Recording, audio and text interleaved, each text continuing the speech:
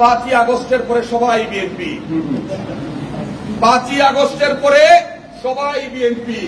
এবং মনে রাখবেন, যারা অতিরিক্ত বিএনপি বিএনপি করে তারা প্রকৃত পক্ষে বিএনপি নয়, তারা দূষর, তারা সুবিধাবাদী এবং পট পরিবর্তনের পরে তারা সুবিধা নেওয়ার জন্য বিএনপির পতাকা তলে সমবেত হওয়ার চেষ্টা করছে।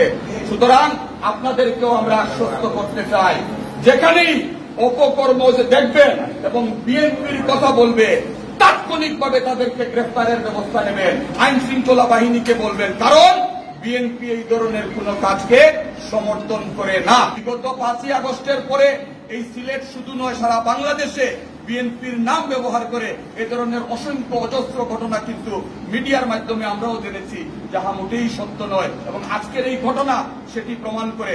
আরেকটি ছোট্ট ঘটনা বলি, বলার জন্য বলা আমাদের জানার প্রয়োজন আছে।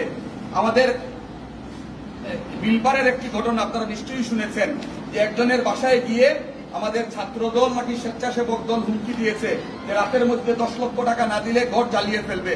এই ঘটনা জানার পরে পরের দিন আমি গিয়েছি সেখানে এবং এলাকাবাসীকে সাথে নিয়ে যখন তদন্ত করেছি, দীর্ঘ 2 ঘন্টার তদন্তের পরে দেখা যায় যে ছেলেটি সেখানে চাঁদা দাবি করেছে সে ছাত্রলীগের রাজনীতির সাথে সরাসরি সম্পৃক্ত, এবং যে বাসাতে গিয়ে চাঁদা দাবি করেছে সেটিও ছাত্রলীগের একজন নেতার বাসা। সুতরাং তাদের ব্যক্তিগত বাগবাটোয়ারার বিষয়টি নিয়ে তাদের মধ্যে দ্বন্দ্বের বহিঃপ্রকাশ হিসাবে সেটি বাংলাদেশ জাতীয়তাবাদী ছাত্র দলের নাম ব্যবহার করা হয়েছে এবং সেটি আমরা উদ্ঘাটন করেছি।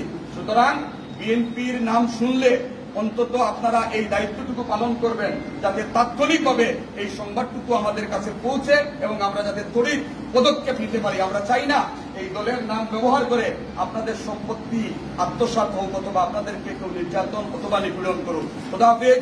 বাংলাদেশ।